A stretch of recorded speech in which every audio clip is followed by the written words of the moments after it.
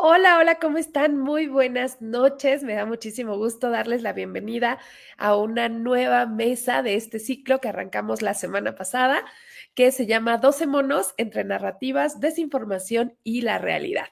Y hoy traemos un tema muy bueno que es Inception, los medios y la crisis del periodismo.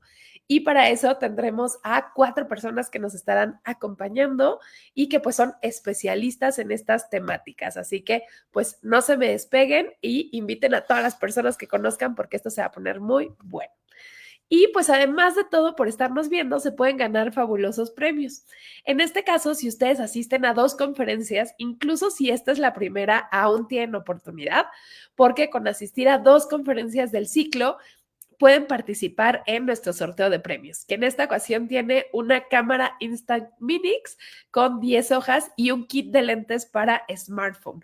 Y lo único que tienen que hacer para ganarse estos premios es, al terminar, van a ver un enlace que les va a llevar a un registro para responder una pequeña pregunta que tiene que ver con lo que dirán hoy en la mesa. Y con esa, si responden correctamente al menos a 2, pues ya podrán participar por los premios. Además, les pedimos que nos sigan en redes sociales, en cualquiera de nuestras redes, como @conocimiento y el premio lo vamos a entregar en rectoría en las próximas 2 semanas. Así que, bueno, pues en cuanto acabe el ciclo, haremos el sorteo y ya les avisaremos a las personas ganadoras. Así que, además de aprender, se pueden llevar súper, súper premios. Y bueno, pues ahora sí les quiero presentar a nuestro moderador del día de hoy, quien va a estar guiando la conferencia y que además nos ayudó a planear este ciclo. Y él es el doctor Rodrigo Martínez Martínez, quien nos acompaña de UAM Coajimalpa. Él es doctor en Ciencias Políticas y Sociales por la UNAM, actualmente es profesor de la Unidad Coajimalpa, es director de la Revista Mexicana de Comunicación y co-coordinación de la colección Investigadores Contemporáneas sobre el Cine y también es Premio Nacional de Ensayo Universitario Agustín Yáñez del Conaculta y otros reconocimientos que ha recibido, pero pues que ya no integramos por acá. ¿Cómo estás, Rodrigo? Muchas gracias por acompañarnos esta velada. Muy bien, gracias, Oriana. Es un gusto estar por aquí y gracias por esta invitación. No, pues gracias a ti y en un momento vamos a regresar contigo para que pues nos cuentes todo lo que se trata justamente de esta crisis del periodismo. Así que muchas gracias. Gracias. Y bueno, pues desde luego que teníamos que invitar a personas especialistas en periodismo y la primera que nos acompaña es Blanca Medina Viesca, quien viene de Verificado MX. Ella justamente es coordinadora de proyectos educativos aquí en Verificado MX, cuenta con experiencia docente en la Universidad Autónoma de Nuevo León, en donde se ha especializado en las materias de redacción digital, periodismo multimedia y comunicación estratégica. Además, se especializa en medios locales y periodismo institucional y actualmente se encuentra estudiando su doctorado en ciencias sociales y su tesis está centrada en el tiempo social y el desarrollo humano. Así que, pues muchas cosas de las que platicarnos. ¿Cómo estás, Blanca? Hola, hola, muy bien, muchas gracias. Un gusto estar por acá. Muchas gracias por la invitación. Muchas gracias a ti, Blanca. Y bueno, pues también nos acompaña Carmina de la Luz, quien viene de Pictoline. Ella es licenciada en biología por la UNAM. Actualmente es periodista y fact-checker en Pictoline. Ha ganado también múltiples reconocimientos, pero pues los más recientes son 2 premios que obtuvo en el Premio Nacional de Periodismo de Salud dentro de las categorías de audio y contenido para redes sociales. Y ella también es integrante de la Red Mexicana de Periodistas de Ciencia y colabora con muchos otros proyectos como Historias para Mentes Curiosas. ¿Cómo estás, Carmina? Muchas gracias por acompañarnos esta tarde. Al contrario, muchas gracias por la invitación y también a mis colegas que van a estar presentes. Mucho gusto y gracias por compartir este espacio. Muchas gracias, Carmina. Y bueno, finalmente todavía no se encuentra con nosotros, pero esperamos que se pueda integrar. Nos va a acompañar Luis Roberto Castrillón Cue de la Universidad Autónoma de Yucatán. Él es maestro en comunicación por la Universidad Nacional de Andalucía. Es especialista en verificación y fact-checking de contenido generado por el usuario, medios periodísticos, ciencia y tecnología. También ha representado a México en distintos espacios como el Tour de Medios Press Freedom and Media Literacy, que fue justamente organizado por la Embajada de Estados Unidos, y es integrante y fundador del proyecto de mejoramiento de la enseñanza del periodismo de la Facultad de Ciencias Políticas y Sociales de la UNAM. Así que esperamos que se pueda integrar en breve a este panel. Y bueno, pues sin más, le quiero dar la palabra a Rodrigo, que nos va a dar una introducción de justamente qué es la posverdad y qué pasa con la crisis del periodismo. Así que, pues Rodrigo, te dejo cámaras y micrófonos. Mucho éxito.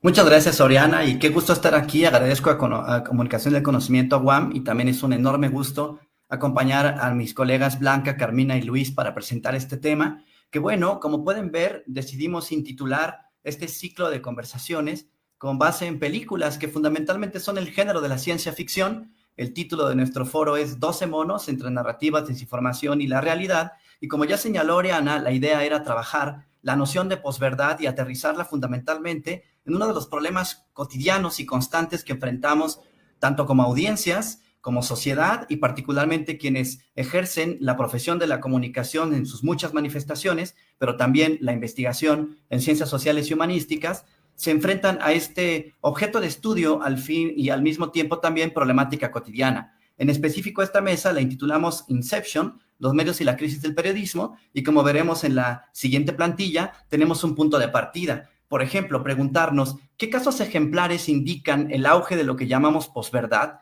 Recordemos de inicio que la posverdad se podría entender como aquellas conjeturas o narrativas, discursos, relatos, que sobre todo se fundamentan en emociones, en creencias o en otro tipo de nociones que podríamos agrupar en lo que las ciencias sociales llaman representaciones sociales y que moldean la percepción de las personas de modo tal que cuando ésta se magnifica o se vuelve compartida por grandes grupos, le lleva a tomas de decisiones o a convicciones profundas, aún en casos donde no hay evidencias. Pongamos un ejemplo representativo del año 2016. Quizás recordemos que entonces ocurrió el fenómeno político en el Reino Unido conocido como el Brexit y que circuló un dato que aquí colocamos intencionalmente en color rojo de que el Reino Unido destinaba 350 millones de libras semanales al gasto dedicado a su participación en la Unión Europea. Esta información no estaba corroborada, no era correcta, era imprecisa, pero se volvió materia de intercambio y circulación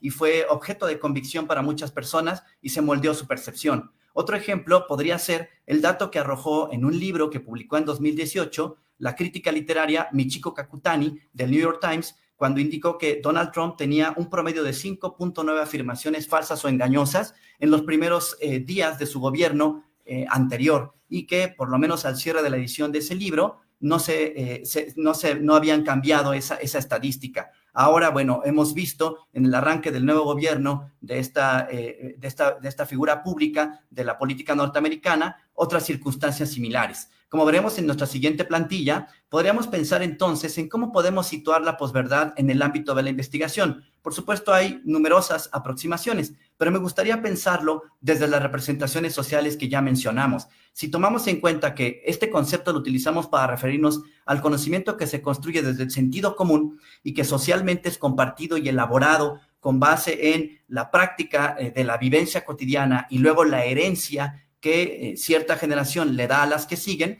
entonces podemos pensar que las representaciones sociales se refieren a asuntos cotidianos como nuestras creencias, preferencias, los valores que pueden ser éticos, morales, políticos, incluso culturales, y las referencias, que es decir, nuestros referentes de realidad, nuestros marcos para leer esa realidad. Entonces, desde la psicología y la sociología se ha estudiado fundamentalmente bajo este concepto de RS, pero desde el punto de vista fenomenológico podríamos pensar en el estudio de las emociones y también las actitudes que suscitan. De ahí que, por ejemplo, se habla mucho de polarización y de que exista odio de unos grupos a otros, que haya extremos claramente marcados, cuando quizás en nuestro entorno cotidiano, más allá, por ejemplo, de las redes sociodigitales, podemos notar que esto no es así, que existen muchos espectros intermedios, muchos tonos grises antes del blanco y del negro absolutos, donde probablemente esas escalas de referencia no sean tan claras. Entonces, si seguimos esta concepción, cuando hay mediación social en torno de esas referencias, y podemos decir que la mediación social son aquellos espacios de referencia que, como el periodismo, contribuyen a obtener organización de la información, filtraje de la misma, podríamos decir que a mayor mediación tenemos condiciones de mayor certidumbre. No hay informaciones falsas circulando, se clarifica un poco más el contexto y es posible escapar a las emociones que suscita o las percepciones erróneas.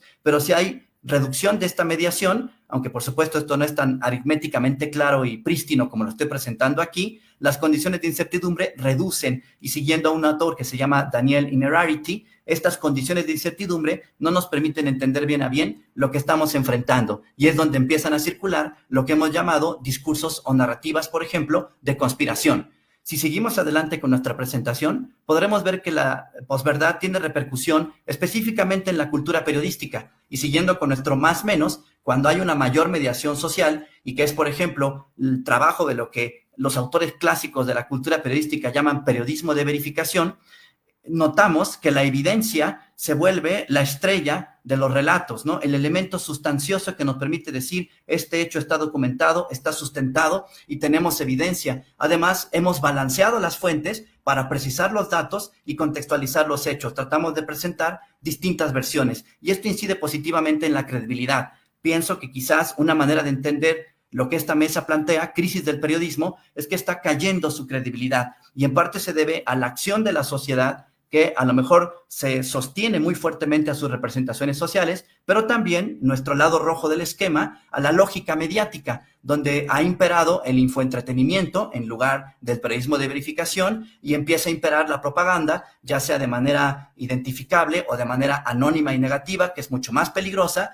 porque busca exaltar las emociones y también de manera intencional propagar la desinformación. Para cerrar esta presentación, podríamos pensar, ¿cómo podríamos superar esta situación? ¿Cómo ha actuado el periodismo para atacar estas problemáticas y fortalecer la credibilidad? Bueno, primero, por supuesto, fortalecer los principios esenciales. Verificación como método. Esto es sustancioso. No hay periodismo si no es periodismo verificador. No le demos vueltas. Así de claro, una información verificada puede ser comunicada periodísticamente. Si no lo está, es mejor esperar hasta encontrar el dato preciso, la fuente que lo confirme, la fuente que lo corrobore, que haga lo que se llama el doble chequeo y que permita dar a conocer la información. Pero algo muy interesante y que en parte nuestras personas invitadas ejercen esta actividad, la verificación como agenda. Es decir, convertir la tarea de desmentir informaciones, precisarlas, esclarecer casos y hechos como un tema de cobertura, y de manera que revelemos los datos falsos o imprecisos y demos un lugar a los que están corroborados y son precisos.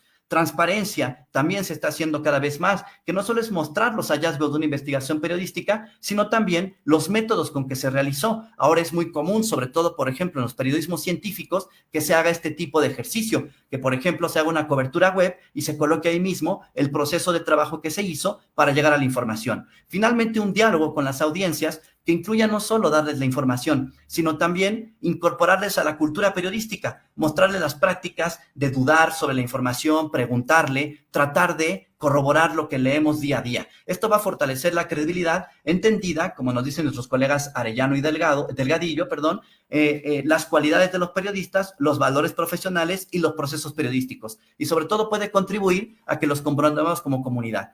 Entonces, este es nuestro punto de partida para comprender esta temática. Es la conjetura que propongo para dialogar con nuestras colegas Blanca y Carmina, así como con Luis, y podemos pasar ahora a nuestra sección de preguntas. Entonces, en ese sentido, pues es un gusto, Blanca, Carmina, estar con ustedes y, bueno, más allá de esta primera lectura que se propone en esta mesa, que por supuesto solo es para interesar a nuestra audiencia, a mí me gustaría saber si ustedes, desde sus experiencias, podrían indicarnos qué otros factores consideran que favorecen estos procesos de desinformación, sobre todo en detrimento de la cultura periodística y, por supuesto, de su credibilidad. ¿Qué factores han identificado con base en su experiencia en sus respectivos medios y profesiones?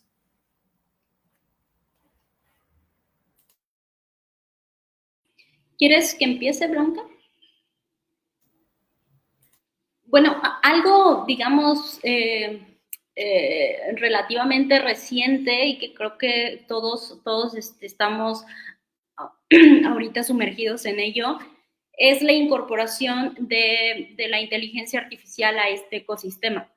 Y se vuelve muy complejo porque la inteligencia artificial ha venido a insertarse de diferentes maneras, tanto de una manera, digamos, benéfica para las audiencias y para los medios, y para los periodistas también, como también por otro lado, de una forma maliciosa y que termina, pues, contribuyendo a la desinformación, ¿no? Sobre este último punto, está la parte que creo que ubicamos muy bien, que es la generación de contenidos con inteligencia artificial por parte de los mismos medios, ¿no? O sea, en vez de contratar gente, hay notas que se las están pidiendo ya a las inteligencias artificiales que generan lenguaje, ¿no? Como ChatGPT, que es el más famoso, pero no es el único. Pero esa solo es una parte, ¿no? A mí me preocupa más el uso de la inteligencia artificial a nivel de las propias audiencias. Es decir, que antes podíamos antes nos enterábamos de cosas por las generaciones previas, por el periódico quizá, luego tuvo un gran auge la televisión, los noticieros televisados, después vino el internet, ¿no? Preguntarle a Google sobre algo y entonces nos salían los resultados del buscador y en muchas ocasiones eran noticias de los diferentes medios. Yo creo que la forma en que la gente se está comportando ahora es ya ir directamente a las inteligencias artificiales y preguntarles sobre los temas que les interesan. Y entonces, estas inteligencias artificiales, a mí me parece que el nombre es bastante un asunto más de marketing que realmente posean inteligencia, pero bueno, así se llaman. Estos sistemas, por decirlos de otra forma, realmente no piensan, ¿no? No hay un filtro y no hay un criterio y te van a dar la respuesta más probable que daría un ser humano basado en cómo nos expresamos mediante, en este caso, el lenguaje escrito.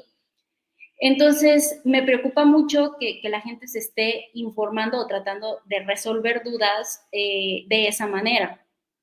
Y ya no en los medios, ya no, ni siquiera en los medios más recientes, que son los sitios web de noticias, sino así, literal, preguntándole a ChatGPT qué está pasando con esto, ¿no?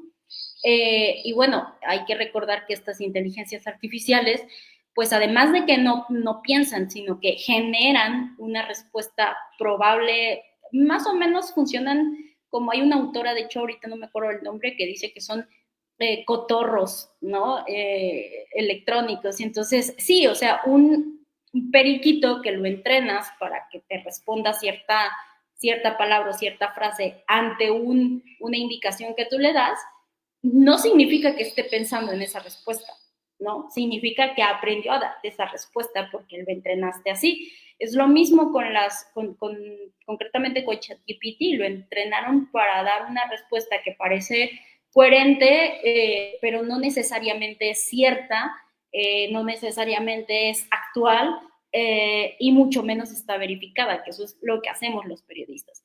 Entonces, bueno, a mí me preocupa mucho, más allá del uso que los medios estén haciendo para generar contenido, que eso es ya de por sí muy cuestionable, creo que puede haber un abandono de los medios de comunicación para irse a informar directamente con las inteligencias artificiales. Claro, no sería, de hecho, descabellado pensar que parte del diseño de esas inteligencias tenía esa pretensión, aunque también que las podamos utilizar. ¿Cuál sería tu postura, Blanca, sobre esta cuestión? ¿Qué otros procesos han favorecido este detrimento? Gracias. Bueno, digo, definitivamente el punto de vista que aporta Carmina creo que es un gran tema, en el cual coincido completamente y que pues tiene múltiples implicaciones, ¿no? Yo creo que en principio como habría que pensar, digo, hiciste una explicación súper interesante, Rodrigo, y lo agradezco mucho, pero bueno, lo que entendemos como desinformación, ¿no? O sea, ¿qué es la desinformación? Y no es otra cosa más que información que tiene una intención y que busca manipular, ¿no? Que tiene una intención de brindar una información que es falsa, que es engañosa, no es un error, no es un error como tal, o sea, no es algo que suceda como sí, sino que hay una intención detrás y hay actores políticos que están detrás de, ¿no? Y que tienen esa intención de cambiar la agenda y la opinión pública, alimentar ciertas teorías de conspiración, como lo señalabas en algunos ejemplos. Y en ese sentido, creo que es importante como pensar que si bien los medios, como los medios tradicionales como tal o como los conocemos o como los hemos catalogado hasta ahora, pues nos daban como ese consenso, esa agenda, esa información de lo que era prioritario, de lo que era necesario socialmente y demás, pues creo que también ahora entendemos que incluso había ese consenso de lo que nosotros incluso entendíamos como lo que era verdadero, ¿no? ¿Y qué pasa? Pues con el tema de la digitalización y de las redes sociales, pues vemos este fenómeno que no es otra cosa más que una manera como más amplia de ver este problema, en donde también tenemos que entender que en su momento estos medios tradicionales como instituciones, como empresas con intereses, ¿no? Pues estas empresas que son por ejemplo, en este caso las redes sociales, donde vemos como todo este fenómeno desinformante como más grave, pues también parten de esa misma lógica, ¿no? O sea, también tenemos que entender que también tienen ciertos intereses y que también parten como de esta lógica de mercado, ¿no? Que está esta necesidad de seguir consumiendo en la misma red social. Y entonces, ¿qué estrategias implementamos para que la gente permanezca? Y entonces, contenidos que conectan con lo emocional. Y entonces ahí es donde la desinformación y los contenidos desinformantes pues adquieren como este éxito, ¿no? De alguna manera.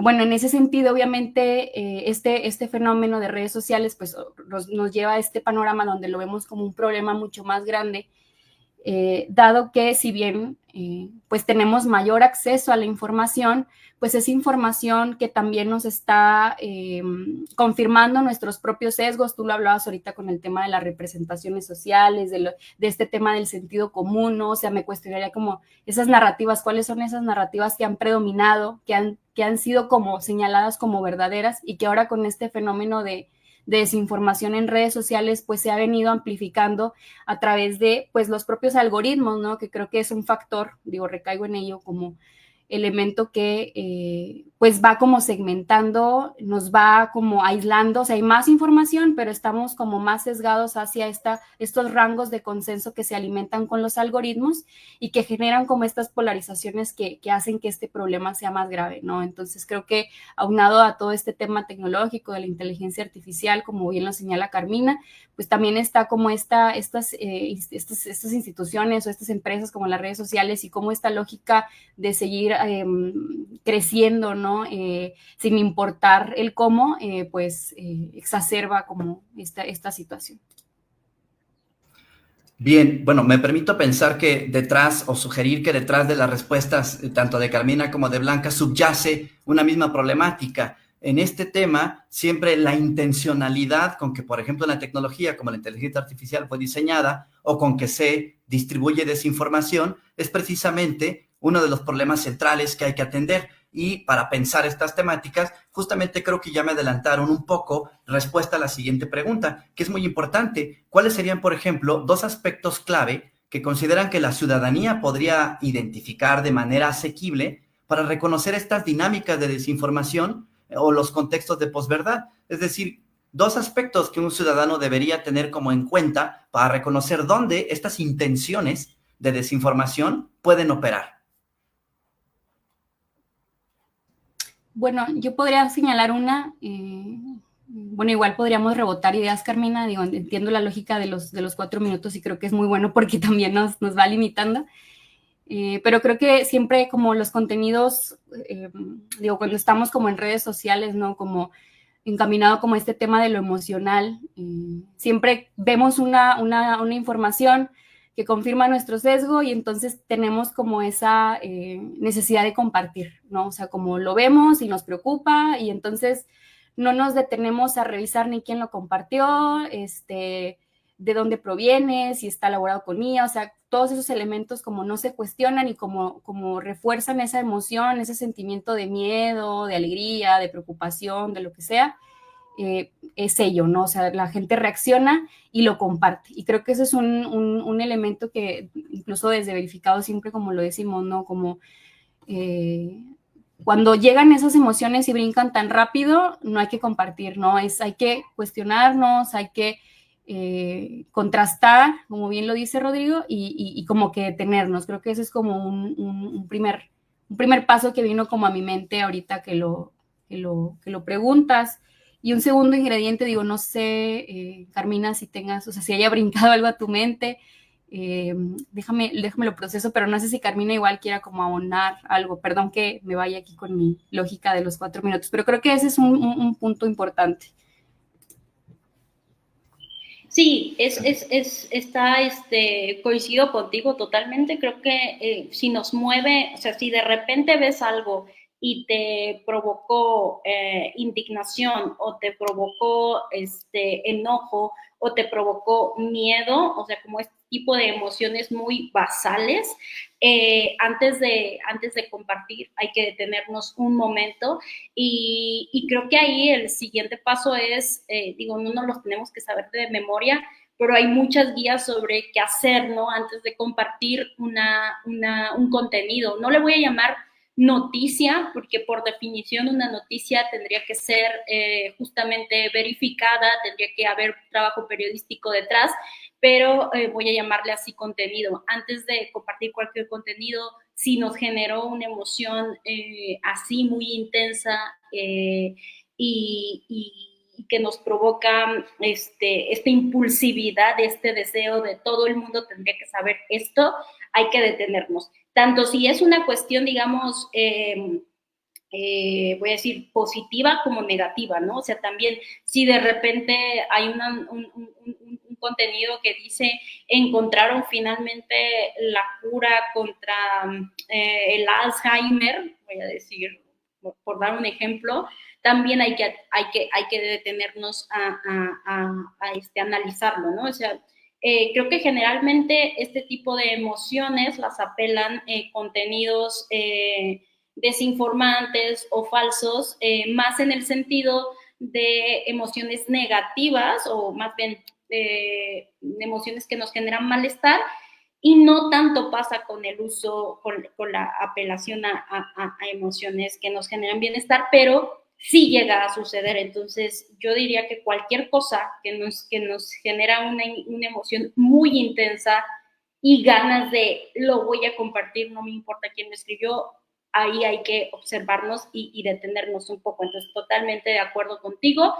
Y bueno, de lo otro, creo que cada vez que veamos un contenido, vayamos a algún medio de comunicación para ver si ya lo está cubriendo y tratemos, si quieren más adelante damos algunas pautas, de también rastrear algunos criterios de calidad ya dentro de las notas propiamente periodísticas, ¿no? Que si quieren más adelante lo vemos, para respetar los 4 minutos.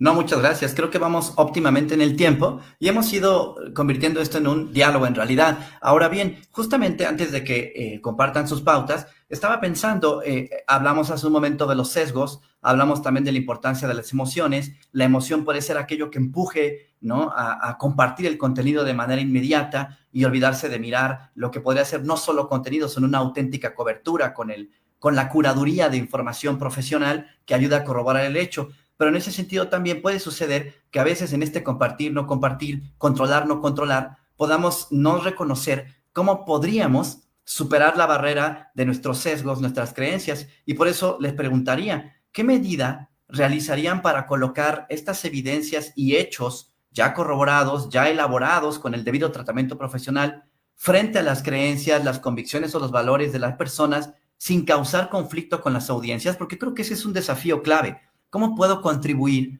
a atacar el problema de desinformación sin al mismo tiempo polemizar con los horizontes de referencia que tenemos las personas? Porque a veces incluso los propios productores de comunicación profesional tenemos esos sesgos y a veces también enfrentamos esta situación. ¿Cómo puede la ciudadanía y a su vez el profesional enfrentar esto sin confrontarse? ¿Es posible?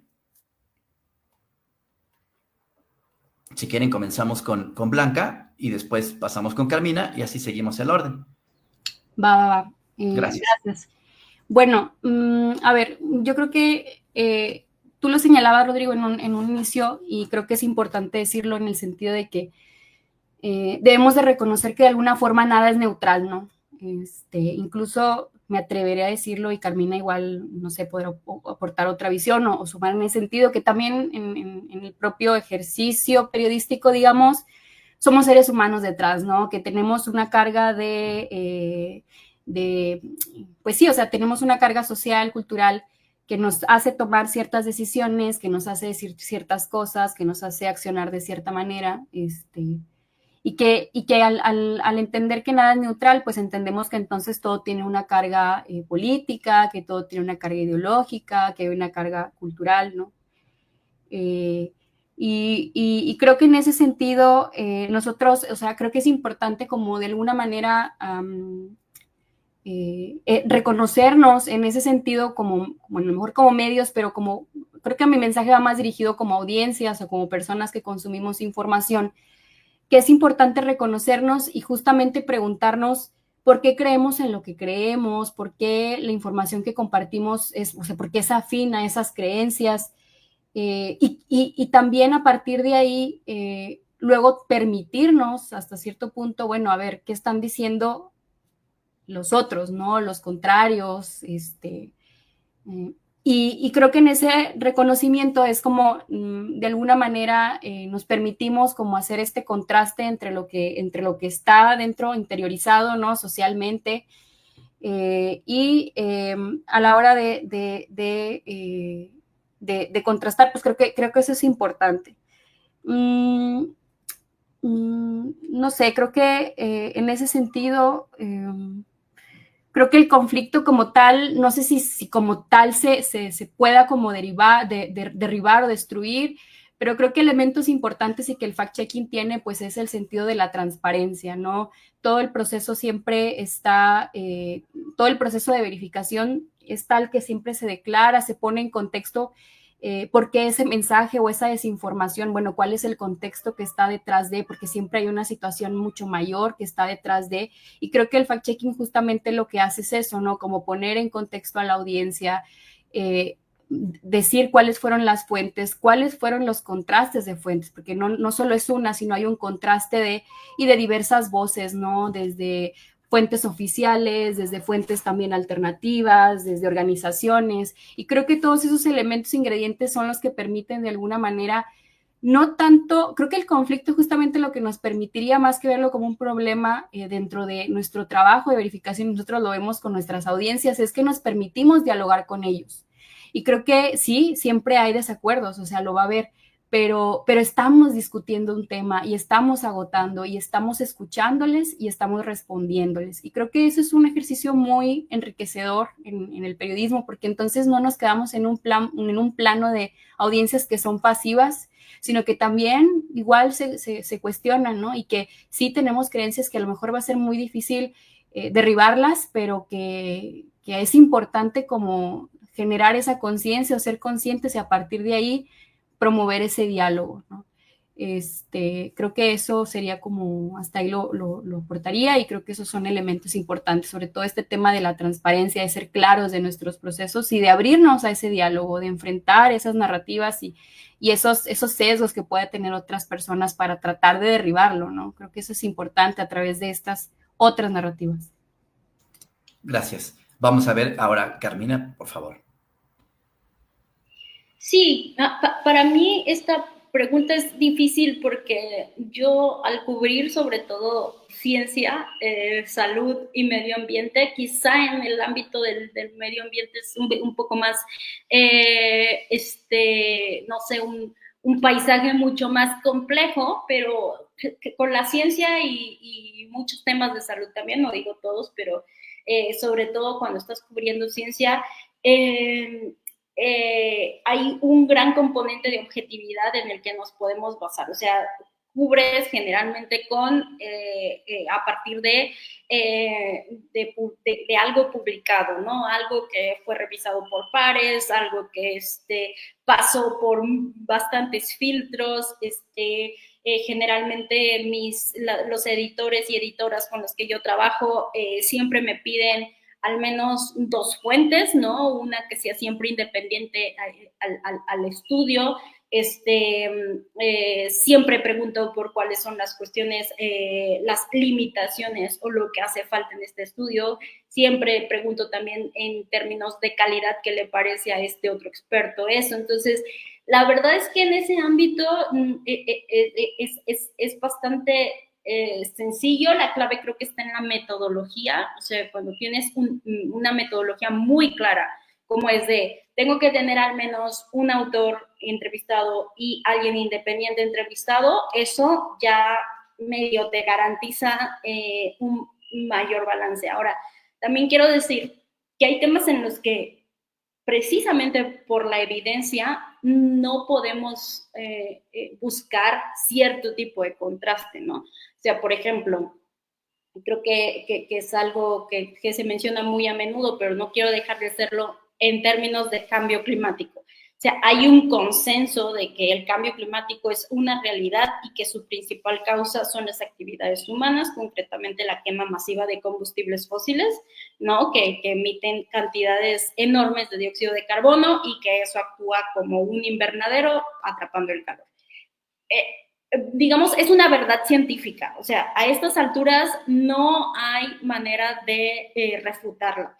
Entonces, si yo estoy cubriendo ese tema, por metodología no tendría que ir con una fuente, por ejemplo, que dicen, cierto, es que el cambio climático es algo periódico y ha existido en otros momentos de la historia de la Tierra, o sea, negacionistas. No, por método. ¿Por qué? Porque la evidencia me está diciendo esto otro, ¿no? Entonces, mejor desarrollo el tema desde otra perspectiva. Pero hay cosas que no se pueden contrastar, ¿no? Que no perdamos tiempo en querer contrastar porque la evidencia respalda esas, hasta cierto punto, verdades, lo pongo entre comillas, pero bueno, así lo diría, como lo es también, por ejemplo, no podemos, pues, no le estamos cubriendo VIH, no vamos a darle voz a alguien que diga, es que es la comunidad que es VIH positivo, representa un riesgo para la salud, porque, o sea, sabemos, también hay un montón de ciencia que respalda, por ejemplo, pues que no se contagia por la saliva, que cuando no hay detección del virus y la carga viral es muy, baja, no se transmite. Entonces, hay que buscar esas evidencias que nos van a ir marcando también la pauta de a quién le vamos a dar voz, ¿no? Y qué tanto vale la pena contrastar ciertas cosas. Claro, vean, es que realmente estas dos grandes pautas ya están ahí para nuestras audiencias en esta conversación. O sea, por un lado, reconocer los sesgos, reconocer los desacuerdos y estar dispuestos a romper la burbuja, como decimos ahora, para leer los otros sesgos y leer los otros desacuerdos y aproximarse a ellos para comprendernos mejor. Y cuando haya desacuerdo, reconocer que también si encontramos evidencia y la seguimos y la perseguimos con método, es muy difícil que se le pueda cuestionar. De hecho, este asunto, por ejemplo, del calentamiento global me recordó prácticamente algo que era conjetural hasta hace poco y que, según entiendo, es la base de todo un concepto novedoso que es la idea de la era del antropoceno, ¿no? Y que se sustenta fundamentalmente en la noción de que el calentamiento climático es la mejor evidencia de que esta era, que implica la responsabilidad, o mejor dicho, la corresponsabilidad de los seres humanos sobre el efecto que tiene la Tierra, es parte de las consecuencias que vivimos ahora. Como vamos muy bien en tiempo, aunque entiendo que la idea de esta mesa es también escuchar, por supuesto, a nuestra audiencia y tener sus preguntas, por lo cual sugerimos que vayan apuntándolas por ahí en el chat, etcétera. Creo que sería pertinente que aprovecháramos una rondita más para que nos contaran estas pautas de las que hablaban antes, que aprovechemos este tiempo y nos cuenten, Carmina y Blanca, las pautas a las que se refieren para combatir la desinformación. Gracias. Bueno, siguiendo el orden, yo me voy a permitir de alguna manera en compartir, digamos que el método de verificación, digo a grandes rasgos, ¿verdad? Porque nos detendríamos como mucho tiempo para explicarles un paso a paso o detallarles o desmenuzarles, pero en el método de verificación que nosotros empleamos en Verificado y que muy seguramente empatará mucho con los métodos de Carmina, ¿no? Porque finalmente son metodologías que trascienden a nivel internacional, que hay organizaciones que lo avalan y que también, somos una comunidad de verificadores que trabajamos bajo esos principios, ¿no? Comunes, ¿no? Pero bueno, nosotros en Verificado, digamos que primero, pues obviamente es encontrar la información desinformante, ¿no? ¿Qué es desinformación? Y entonces en Verificado lo que nosotros hacemos es verificar hechos y datos, ¿no? Aquella información que podemos corroborar a través de evidencia estadística, de documentos y demás, ¿no? Entonces, primero, en un primer momento, pues hay un trabajo detrás de estar monitoreando, de estar viendo las tendencias desinformantes, hay sobre todo las redes sociales, ¿no? Son elementos importantes para ello. Y a partir de que encontramos esa desinformación, siempre es importante remitirnos a nuestra fuente original, ¿no? Quién lo dijo, y a partir de ahí irnos hacia ese origen, ¿no? Y que eso es un consejo que les daríamos a la audiencia, ¿no? A los que escuchan, ¿no? Siempre se va a citar a algo, a alguien, y entonces hay que ir hacia esa fuente y ver si efectivamente lo está diciendo, ¿no? A veces es tan sencillo como ir a la cuenta oficial de redes sociales de esa desinformación y comprobarlo, ¿no? O descartarlo. Y una vez que se comprueba si se dijo o no se dijo, entonces ya se contrasta. Y el contraste siempre se da con otras fuentes. Y en Verificado entendemos que por lo menos tienen que ser 3 fuentes. Digo, lo establecemos también porque entendemos que el fact-checking es un proceso no de inmediatez, sino que más bien es un trabajo que requiere tiempo y que nuestro principio pues es el brindar como toda esta información con estos principios como de calidad.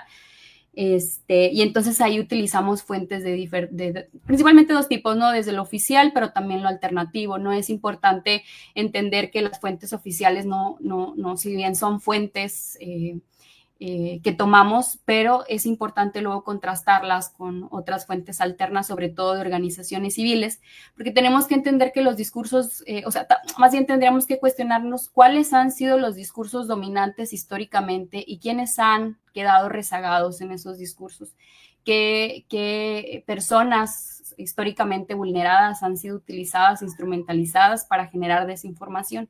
Y entonces siempre están estas otras versiones de organizaciones civiles que nos ayudan a poner en contraste estas desinformaciones, y por eso es importante ese contraste desde esas diversas miradas, ¿no? Como lo decía, es importante poner en contexto por qué está surgiendo la desinformación. Muchas veces es cíclica, se repite, y entonces es importante ello. Y bueno, ya una vez creo que me pasé el tiempo, no me fijé en el cronómetro, una disculpa, pero bueno, ya después de ahí, pues obviamente ya se publica con todos estos elementos de transparencia, dando las fuentes y demás. Y bueno, una disculpa por mi tiempo, pero bueno, Carmina, te doy el micro. No, muchas gracias. Pues, siempre interesante escuchar como estas metodologías. En mi caso, yo soy más bien, hago un fact-checking de tipo editorial, no tanto, a mí me encanta lo que hace Verificado y como de decir, ay, híjole, sí, yo lo he hecho así de seguir su metodología y llegar al mismo resultado, y a mí me parece además que es muy cercano también al método científico, entonces me emociona el que haya estas iniciativas.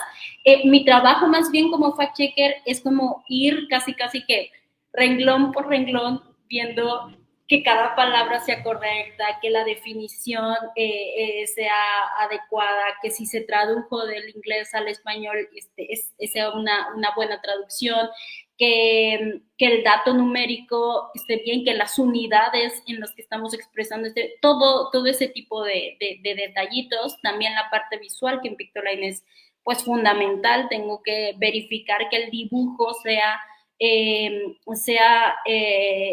afín a la realidad, si es que esa realidad es perceptible, y si no es perceptible, que sea afín a lo que los estudios sugieren de cómo se vería algo, ¿no? Eso pasa mucho también con ciencia, o sea, muchas cosas que ocurren a nivel, por ejemplo, subatómico, pues, ¿cómo lo representas? Híjole, pues hay que buscar cuál sería una representación, si no lo más afín, al menos sí lo que se ha dicho que no es posible, ¿no? Entonces, bueno, ese tipo de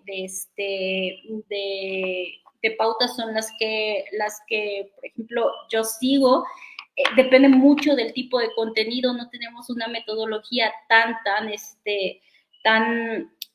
estricta, ¿no? Porque depende del tema, depende del tipo de fuente, depende de si es una noticia o es un estudio, pero diría que algo que nunca dejo que suceda es, no puede salir un contenido del que no haya una fuente primaria, que la sepamos y que sea una fuente inequívoca. Y eso es, si estoy hablando de un estudio, del resultado, tengo que llegar al estudio. Si no, por mucho que me lo diga, puede ser el New York Times, si no llego y si no doy con el estudio donde yo pueda ver que efectivamente en los resultados obtuvieron tal número expresado en tal unidad y no sé qué, entonces no lo digo, porque yo no puedo garantizar que eso es cierto, ¿no? La única manera de garantizar que alguien lo dijo, que alguien lo contabilizó, no necesariamente que es verdad, porque también ha habido estudios que se retractan, pero sí que hay alguien que se hace responsable por esa información, es dando con la fuente primaria, ¿no? Otra fuente primaria puede ser una declaración. Si yo voy a citar que un político que dijo algo, yo esperaría dar con la entrevista original donde se dijo, por ejemplo, ¿no?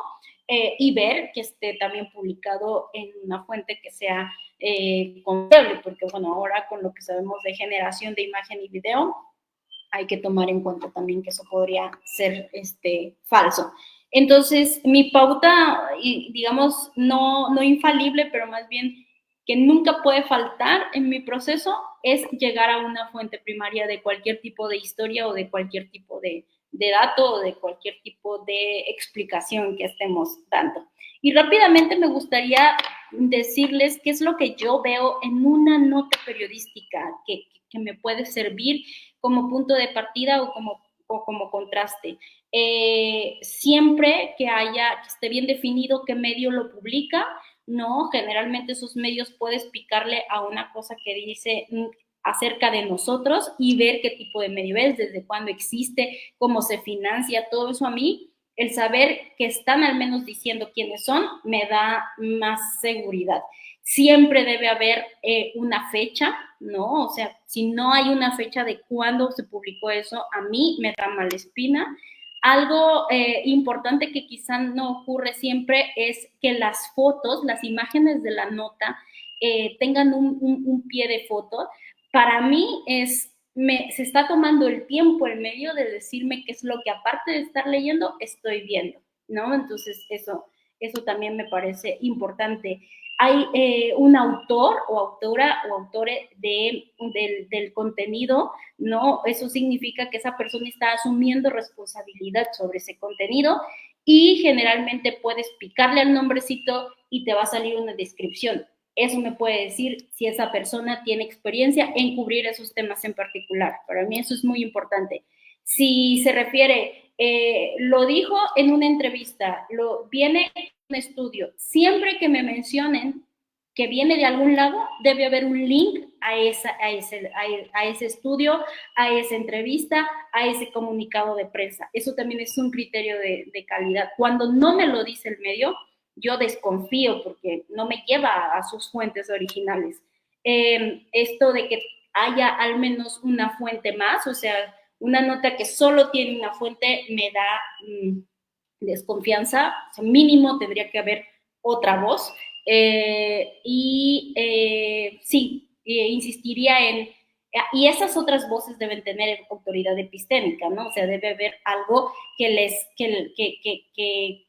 valide el por qué esta persona está hablando sobre esto en esta fuente.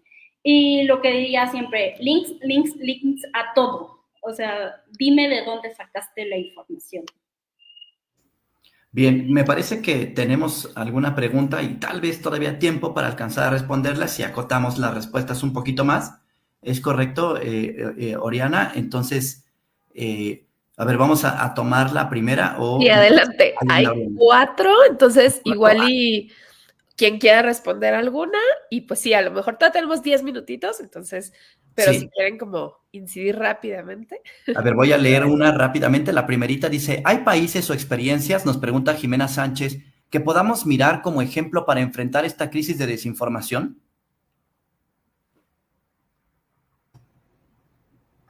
Bueno, yo creo que igual yo aprovecharía como esa pregunta en ese sentido como para hablar de toda una red que existe en Latinoamérica de fact-checking, y creo que es conveniente como señalarlo justamente como un esfuerzo o pues sí, un esfuerzo, una experiencia, como ustedes quieran decirlo, importante, ¿no? Y esta es la red, la TAM Chequea, ¿no? Que está integrada por alrededor de 50 organizaciones pues los diversos países de América Latina, ¿no? Y creo que eso es importante porque pues es un esfuerzo que realizamos donde si bien somos unidades de verificación que cada una trabaja con sus propias agendas, nunca deja de haber la desinformación, como les digo, trasciende fronteras, ¿no? Entonces estos esfuerzos que se hacen a esta escala pues nos permiten ampliar nuestra información, llevarla a más audiencias, y creo que ese es un esfuerzo importante que yo invitaría a que lo sigan, que consulten, que sigan verificado, pero que también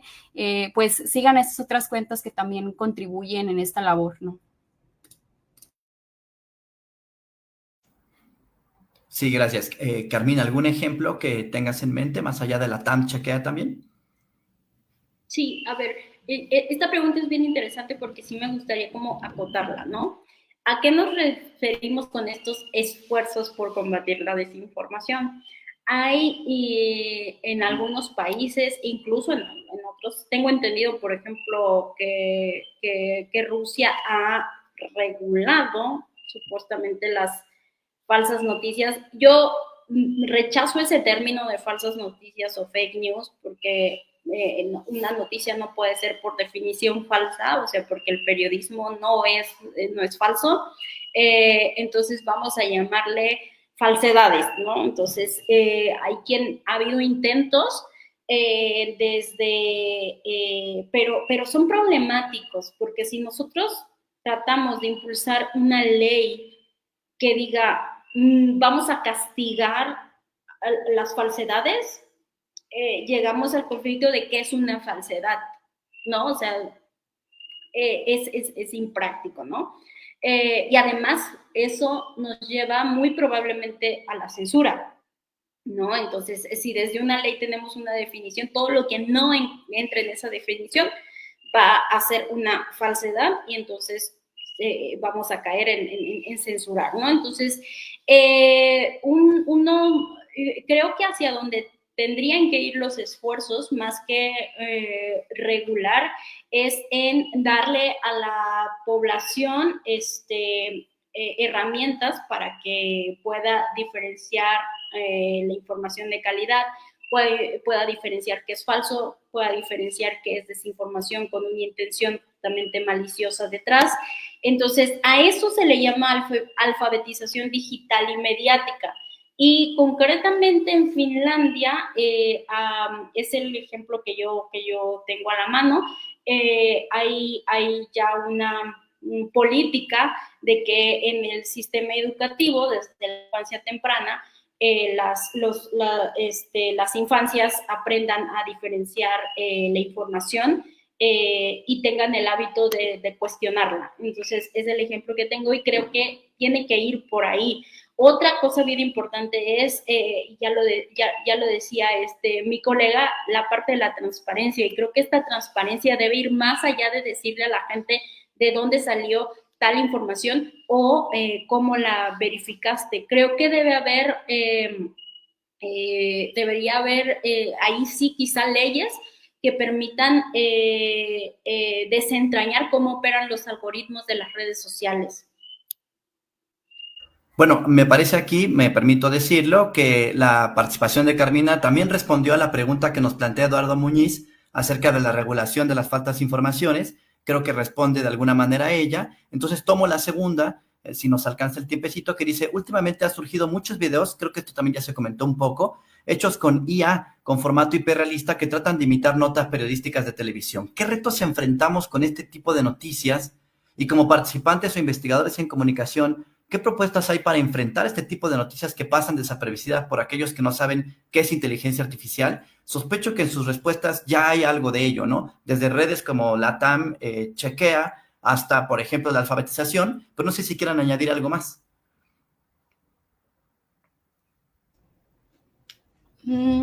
Pues creo que un poco, a lo mejor, compartirles, me gustaría, ¿no? A lo mejor la información, digo, creo que hemos reflexionado aspectos muy interesantes. Y si a mí me lo permiten, digo, en verificado un trabajo muy importante, además de hacer las verificaciones de generar este contenido informativo, editorial, pues estamos como constantemente acercándonos a las diferentes audiencias, ¿no? Desde infancias, adultos, adolescentes, desde las universidades. Y creo que justamente encaminado con lo que dice Carmina en este concepto de alfabetización mediática e informacional, pues entendemos y nos ocupamos en ese sentido en llevar pues esta información a estas audiencias y sobre todo promover o generar estos primeros pasos de generar estas dudas y promover como lo que decimos mucho, ¿no? Este pensamiento crítico. Y bueno, yo ahora sí que a modo, no sé si promocional o no, pero vaya, es un espacio totalmente gratuito. Nosotros tenemos una Verificaula, que es un espacio donde hay algunos cursos que están completamente gratuitos, que son libres y que ofrecen temas diversos desde desinformación, pero también atravesamos otros temas como la comunicación sin estigmas, como elementos de cómo combatir la corrupción y demás, cómo utilizar otras fuentes. Entonces, creo que más que resolver a lo mejor algunas dudas muy puntuales, yo sí me gustaría mucho como invitarles a que formen parte de este espacio y que lo nutran y que lo reten y lo podemos seguir platicando. Y justamente, muchas gracias, qué padre que lo pusieron ahí en la barrita. Justo, les invitamos, es un espacio completamente libre, es gratuito, es un esfuerzo que hemos desarrollado ya desde años atrás, pero que en este último año nos esforzamos en llevarlo en este espacio digital y que creemos que es un aporte que le hacemos a la sociedad y que pues esperemos que sea de gran utilidad. Sí, Carmina, una última apunte que quieras añadir brevecito, porque ya estamos ahora hacia el límite de tiempo en relación a esto. Sí, yo diría cualquier contenido que no diga de dónde viene, quién lo hizo, es mejor pasar de largo, en mi opinión. Acérquense, si ven algo que les interesa mucho, acérquense a un medio de comunicación, busquen ese mismo tema que vieron circulando en redes sociales, en un post muy llamativo que les llegó por WhatsApp, búsquenlo a ver si si es así de increíble como parece, algún medio lo va a estar cubriendo y probablemente con responsabilidad y con fuentes y demás. Y a mí, siempre que alguien me diga algo y que no me dice quién lo dijo, cuándo lo dijo y dónde lo dijo, desconfío y también paso de largo. Entonces, esos serían como mis consejos. Sí creo que debemos capacitarnos todos, porque es demasiada desinformación circulando como para que en los poquitos fact-checkers que existimos o las contados hermosos y maravillosos proyectos como Verificado, pero que no se dan abasto, no nos damos abasto con la cantidad de desinformación. Entonces, ahí quizá acercarnos para cosas quizá más que circulan con mayores de alcance, pero creo que al mismo tiempo sí capacitarnos todos. Bien, pues Carmina, Blanca, muchísimas gracias. Creo que queda claro que la información no es un asunto de inmediatez y en cambio la desinformación lo es el apresuramiento y demás. Y creo que el aprendizaje que podríamos sintetizar para cerrar esta reflexión es justamente esa: darnos el tiempo de pensar, darnos el tiempo de preguntar y sobre todo de darle su lugar a la duda. Entonces, en ese sentido, invito a nuestra audiencia a que se asomen a Verificado MX, a Pictoline y, por supuesto, también al editor de la semana, medio que suscribe Luis Roberto, quien ya no pudo estar aquí, donde precisamente el espacio de la inmediatez no tiene lugar, ¿no? Se trata justamente esto, de corroborar información. Qué gusto haber platicado con ustedes. Pasemos ahora con Oriana para que nos diga el cierre de esta mesa, por favor. Muchas gracias, pues oigan, súper interesante, sin duda, pues tenemos que seguir hablando de estos temas y por eso es que tenemos una última mesa que además se va a relacionar también un poquito con lo que nos estaba comentando ahorita Carmina de esta parte medioambiental, que bueno, por ahí se quedó una pregunta, ¿no? De justo qué hacer ahorita en el caso donde están borrando datos, donde están borrando información, entonces seguro que acá lo vamos a abordar. Entonces, no se pierdan esta última mesa que justo se llama No mires arriba, negación científica y narrativas ambientales. Y además va a ser una mesa internacional porque vamos a tener a periodistas tanto de El Salvador como de Guatemala también para abordar pues justo lo que está pasando en el continente y además pues personalidades de la Red Mexicana de Periodistas de Ciencia y de la UAM. Así que pues por acá les esperamos para cerrar con broche de oro. Y también quiero recordarles que tenemos abierta una encuesta para las personas de la UAM, que es justamente qué opinas sobre la divulgación. Queremos que nos digan qué opinan sobre lo que se está haciendo, sobre lo que falta conocer. Es una magna encuesta. Ya casi cerramos, así que por favor vayan y apóyenos porque todavía nos gustaría recibir más respuestas para pues saber qué opinan de la divulgación. Y finalmente también les recordamos que está abierta la convocatoria para el Congreso Internacional Falling Walls Engage Hub México, que justamente habla de cambio climático y adaptación al cambio climático. Échenle un ojito, Carmina, Blanca, Rodrigo, porque seguro que también les va a interesar. Hay una rama del periodismo que está también dentro de Falling Walls, entonces, pues chequen la convocatoria porque está abierta ahorita, cierra hasta el 4 de julio y pues ahora va a ser en San Luis Potosí. Y pues bueno, sin más, les dejamos en comentarios el enlace para que vayan y puedan ustedes ya responder la pregunta que nos dejó Rodrigo y pues se ganen esos fabulosos premios. Y pues yo les agradezco muchísimo nuevamente su asistencia. Muchas gracias, Carmina, Blanca, muchas gracias a Rodrigo por esta moderación. Yo soy Oriana, gracias a Diego por estar detrás de cámaras y pues nos vemos la próxima semana. Cuídense muchísimo y excelente noche.